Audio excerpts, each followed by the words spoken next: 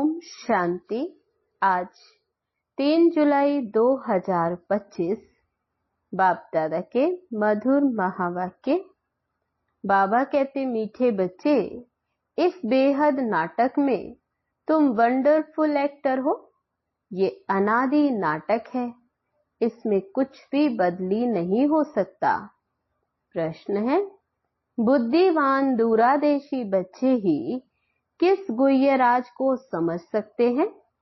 उत्तर है, मूल वतन से लेकर सारे ड्रामा के आदि मध्य अंत का जो गुह्य राज है वह दूरादेशी बच्चे ही समझ सकते हैं। बीज और झाड़ का सारा ज्ञान उनकी बुद्धि में रहता है। वह जानते इस बेहद के नाटक में आत्मा रूपी एक्टर जो ये चोला पहनकर पार्ट बजा रही है, इसे सत्युग से लेकर कलयुग तक पार्ट बजाना है। कोई भी एक्टर वापस बीच में जा नहीं सकता। गीत है, तूने रात गवाई सोए के, दिवस गवाया खाए। ओम शांति। ये गीत बच्चों ने सुना है। अब इसमें कोई अक्षर राइट भी है तो रॉन्ग भी है। सुख में तो सिमरण किया नहीं जाता, दुख को भी आना है जरूर। दुख हो तब तो सुख देने के लिए बाप को आना पड़े। मीठे मीठे बच्चों को मालूम है, अभी हम सुख धाम के लिए पढ़ रहे हैं। शांति धाम और सुख धाम, पहले मुक्ति फिर होती है जीवन मुक्ति। शांति धाम घर है, वहां कोई पार्ट नहीं बजाया जाता। एक्टर्स घर में चले जाते, वहां कोई पार्ट नहीं बजाते। पार्ट स्टेज पर बजाया जाता है। यह भी स्टेज है। जैसे वह हद का नाटक होता, वैसे ये बेहद का नाटक है। इसके लिए आदि मध्य अंत का राज सिवाय बाप के और कोई भी समझा न सके। वास्तव में यह यात्रा अथवा युद्ध अक्षर सिर्फ समझाने में काम में लाते, बाकी इसमें युद्ध आदि कुछ है नहीं। यात्रा भी अक्षर है, बाकी है तो याद। याद करते करते पावन बन जाएंगे। ये यात्रा पूरी भी यहां ही होगी, कहां जाना नहीं है। बच्चों को ये समझाया जाता है, पावन बनकर अपने घर जाना है। अपवित्र तो जा न सके। अपने को आत्मा समझना है। मुझ आत्मा में सारे चक्र का पार्ट है। अभी वह पार्ट पूरा हुआ। बाप राय देते हैं बहुत सहज, मुझे याद करो। तब बाबा राय देते, याद करो, बाकी बैठे तो यहां ही हैं, कहां जाते नहीं हो। बाप आकर कहते, मुझे याद करो तो तुम पावन बन जाएंगे। युद्ध कोई है नहीं, अपने को तमो प्रधान से सतो प्रधान बनाना है। माया पर जीत पानी है। तब बाबा कहते, कोई युद्ध की बात नहीं, ये है बाबा की याद में सतो प्रधान बनना। बच्चे जानते हैं 84 जन्मों का चक्र पूरा होना है। भारत सतो प्रधान था, उसमें जरूर मनुष्य ही होंगे। जमीन थोड़ी बदलेगी। तो बाबा कहते, सृष्टि तो यही है। तुम जानते हो हम सतो प्रधान थे, फिर तमो प्रधान बने हैं, अब फिर से सतो प्रधान बनना है। मनुष्य तो पुकारते भी हैं कि आकर हमको पतित से पावन बनाओ, परंतु वह कौन है, कैसे आते हैं, ये कुछ भी नहीं जानते। अभी बाबा ने तुम्हें समझदार बनाया है। कितना ऊंच मर्तबा तुम पाते हो। वहां के गरीब भी बहुत ऊंच हैं यहाँ के साहूकारों से। बल कितने भी बड़े बड़े राजाएं थे, धन बहुत था, परंतु हैं तो विकारी ना। इनसे वहां की साधारण प्रजा भी बहुत ऊंच बनती। बाबा बहुत फर्क बतलाते हैं। रावण का परछाया आने से पतित बन जाते। निर्विकारी देवताओं के आगे अपने को पतित कह माथा जाकर टेकते। बाप यहाँ आते हैं तो फट से ऊंच चढ़ा देते हैं। ये सेकंड की बात है।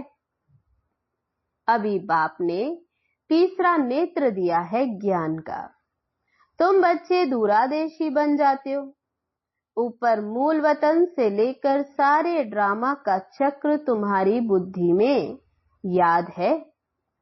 जैसे हद का ड्रामा देखकर फिर आए सुनाते हैं ना, क्या क्या देखा, वे बुद्धि में भरा हुआ है जो वर्णन करते, आत्मा में भर कर आते हैं, फिर जाकर डिलीवरी करते। ये फिर है बेहद की बातें।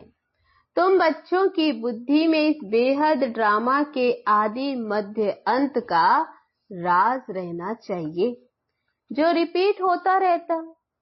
उस हद के नाटक में तो एक एक्टर निकल जाता तो फिर बदले में दूसरा भी आ सकता है।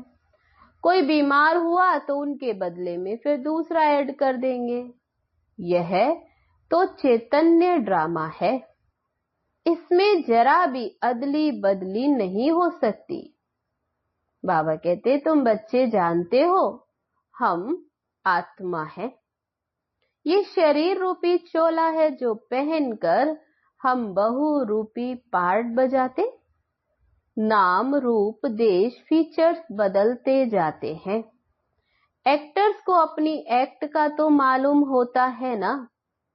बाप बच्चों को ये चक्र का राज तो समझाते रहते हैं। सत्युग से लेकर कलयुग तक आते हैं, फिर जाते हैं, फिर नए सिर आकर पार्ट बजाते। इनकी डिटेल समझाने में टाइम लगता है। बीज में भल नॉलेज है, फिर भी समझाने में टाइम तो लगता है ना। बाबा कहते तुम्हारी बुद्धि में सारा बीज और झाड़ का राज है, सो भी जो अच्छे बुद्धिवान है वही समझते हैं किसका बीज ऊपर में है, इनकी उत्पत्ति, पालना और संहार कैसे होता। इसलिए त्रिमूर्ति भी दिखाया। ये समझानी जो बाप देते और कोई भी मनुष्य तो ये दे न सके। जब यहां आए तब पता पड़े, इसलिए तुम सबको कहते हो यहां आकर समझो। कोई कोई बहुत कट्टर होते, कहते हमको कुछ सुनना ही नहीं है। कोई तो फिर सुनते हैं, कोई लिटरेचर लेते, कोई नहीं लेते। तुम्हारी बुद्धि अभी कितनी विशाल है, दूरादेशी हो गई है। तीनों लोकों को जानते हो। मूल वतन जिसको निराकारी दुनिया कहा जाता, बाकी सूक्ष्म वतन तो बाबा कहते कुछ भी नहीं है। कनेक्शन तो सारा है मूल वतन और स्थूल वतन से, बाकी सूक्ष्म वतन तो थोड़ा टाइम के लिए है। बाकी आत्माएं सब ऊपर से मूल वतन से यहाँ पार्ट बजाने आती हैं। ये झाड़ सब धर्मों का है नंबरवार।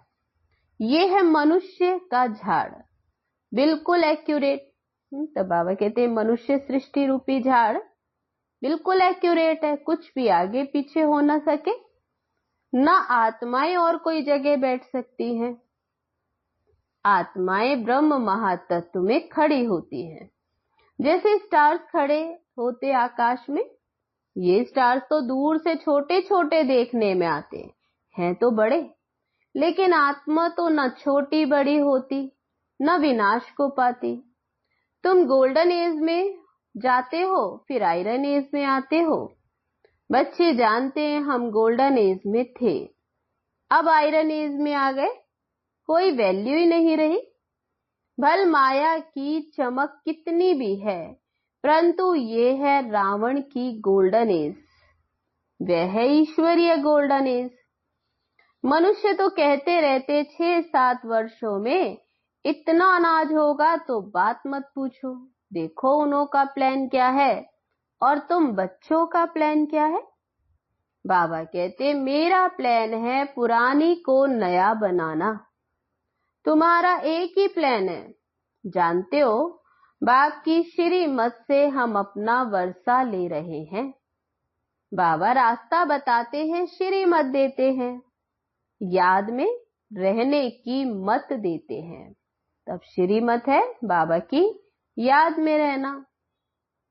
मत अक्षर तो है ना, संस्कृत अक्षर तो बाप नहीं बोलते, बाबा तो हिंदी में ही समझाते हैं। भाषाएं तो ढेर हैं, इंटरप्रेटर भी होते हैं जो सुनकर फिर सुनाते। हिंदी और इंग्लिश तो बहुत जानते हैं, पढ़ते हैं। बाकी माताएं घर में रहने वाली इतना नहीं पढ़ती। आजकल विलायत में अंग्रेजी सीखते हैं तो फिर यहाँ आने से भी इंग्लिश बोलते रहते, हिंदी बोल ही नहीं सकते। घर में आते हैं तो माँ से इंग्लिश में बात करने लग पड़ते। वे बेचारी मूंझ पड़ती हैं, हम क्या जाने इंग्लिश से। फिर उनको टूटी फूटी हिंदी सीखनी पड़े। सतयुग में तो एक राज्य और एक भाषा थी जो अब फिर से स्थापन हो रही है। 5000 वर्ष बाद ये सृष्टि का चक्र कैसे फिरता, सो फिर बुद्धि में रहना चाहिए। अब एक बाप की ही याद में रहना है। यहाँ तुमको फुर्सत अच्छी रहती है। जब बाबा कहते मधुबन आते, यहाँ फुर्सत है। सवेरे में स्नान आदि कर बाहर घूमने फिरने में बड़ा मजा आता है। अंदर में यही याद रहे, हम सब एक्टर्स हैं। ये भी अभी स्मृति आई है। बाबा ने हमको 84 के चक्र का राज समझाया है। हम सतो प्रधान थे, ये बड़ी खुशी की बात है। मनुष्य तो घूमने फिरने, उनकी कुछ भी कमाई नहीं। बाबा कहते मनुष्य तो इधर उधर घूमते फिरते, तुम तो बहुत कमाई करते हो। बुद्धि में चक्र भी याद रहे और बाप को भी याद करते रहो। कमाई करने की युक्ति बाबा बहुत अच्छी अच्छी बताते हैं। जो बच्चे ज्ञान का विचार सागर मंथन नहीं करते, उनकी बुद्धि में माया खिट खिट करती है, उन्हें ही माया तंग करती है। तो अंदर में ये विचार करो, हमने ये चक्र कैसे लगाया।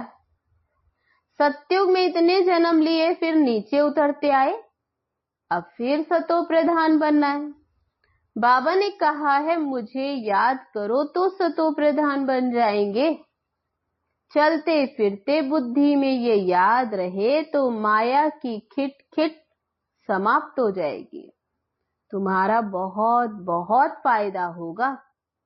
भले स्त्री पुरुष साथ जाते हो, हर एक को अपने सिर मेहनत करनी है अपना ऊंच पद पाने।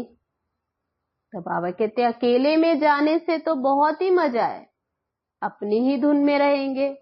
दूसरा साथ में होगा तो बुद्धि इधर उधर जाएगी। है बहुत सहज, बगीचे आदि तो सब जगह हैं। इंजीनियर होगा तो उनका यही चिंतन चलता रहेगा कि यहाँ पुल बनाना है, ये करना है। बुद्धि में प्लान आ जाता। तुम भी घर में बैठे हो फिर भी बुद्धि उस तरफ लगी रहे। बाबा कहते ये आदत रखो तो तुम्हारे अंदर यही चिंतन चलता रहे। पढ़ना भी है और धंधा आदि भी करना है। बूढ़े जवान बच्चों आदि सबको पावन बनना है। आत्मा को हक है बाबा से वर्षा लेने का। बच्चों को भी छोटेपन में ही ये बीज पड़ जाए। तो बाबा कहते ये ज्ञान का बीज पड़ जाए तो बहुत अच्छा है। आध्यात्मिक विद्या और कोई भी सिखा न सके।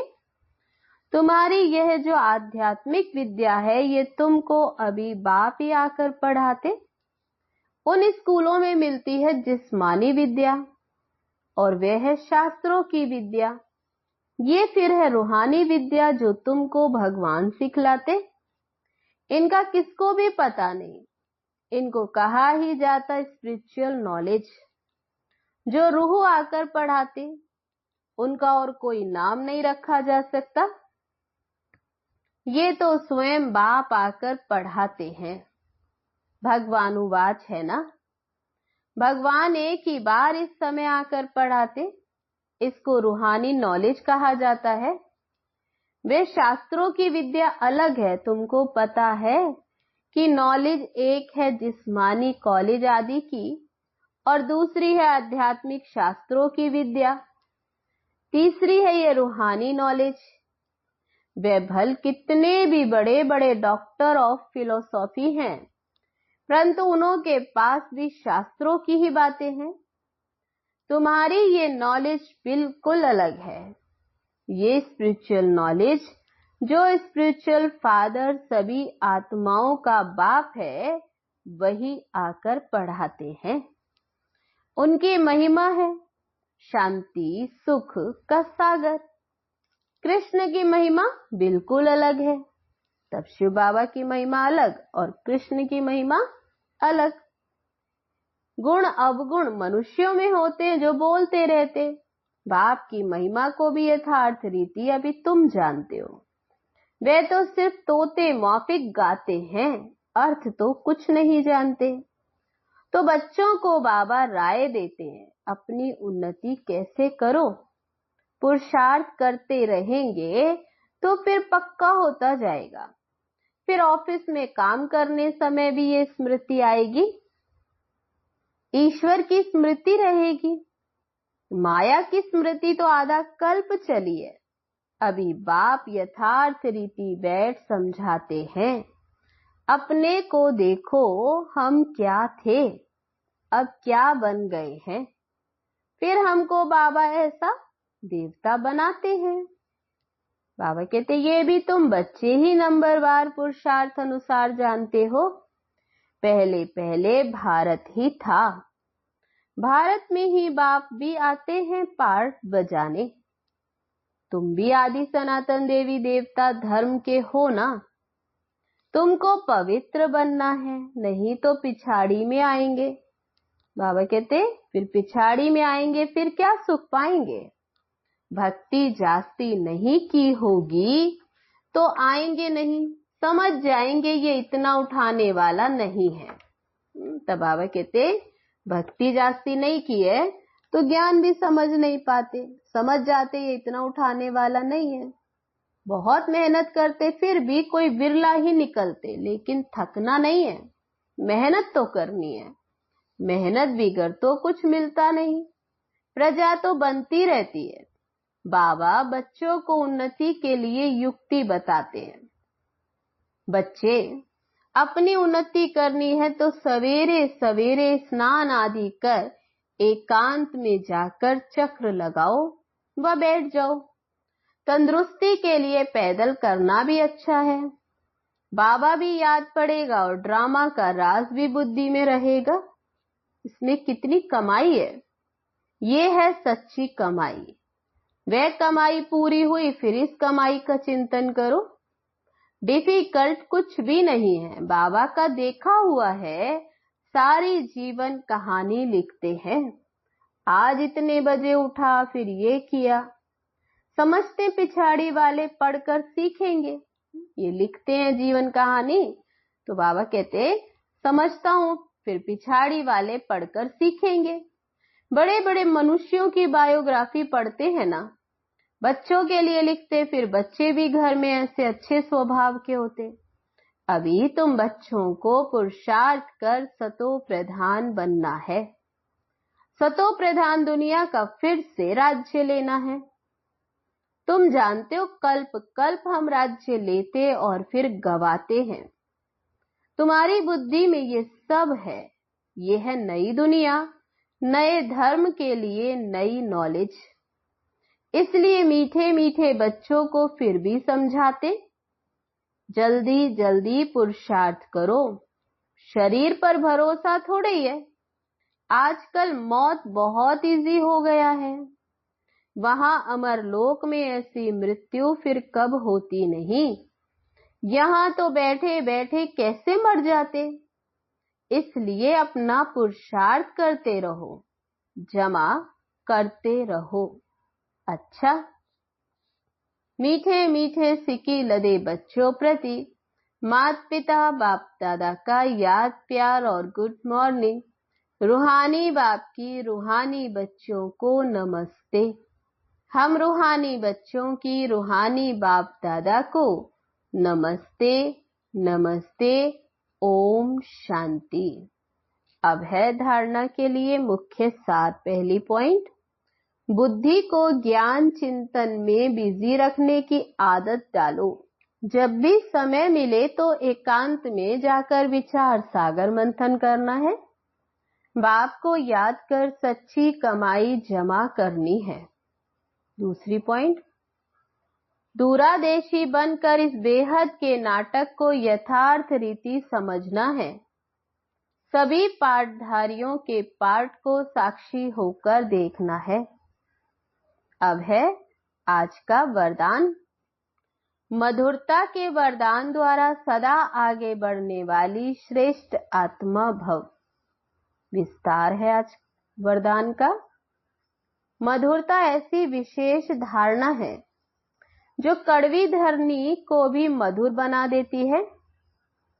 किसी को भी 2 घड़ी मीठी दृष्टि दे दो, मीठे बोल दो तो किसी भी आत्मा को सदा के लिए भरपूर कर देंगे। 2 घड़ी की मीठी दृष्टि व बोल उस आत्मा की सृष्टि बदल देंगे। आपके 2 मधुर बोल भी सदा के लिए उन्हें बदलने के निमित्त बन जाएंगे। इसलिए मधुरता का वरदान सदा साथ रखना, सदा मीठा रहना और सर्व को मीठा बनाना। स्लोगन है आज का, हर परिस्थिति में राजी रहो तो राज युक्त बन जाएंगे। अव्यक्त इशारा है आज का, संकल्पों की शक्ति जमा कर श्रेष्ठ सेवा के निमित्त बनो। जब और सब संकल्प शांत हो जाते हैं, बस एक बाप और आप, इस मिलन की अनुभूति का संकल्प रहता है, तब संकल्प शक्ति जमा होती है और योग पावरफुल हो जाता। इसके लिए समाने व समेटने की शक्ति धारण करो। संकल्पों पर फुल ब्रेक लगे, ढीली नहीं। अगर 1 सेकंड के बजाय ज्यादा समय लग जाता है तो समाने की शक्ति कमजोर है। अच्छा, ओम शांति।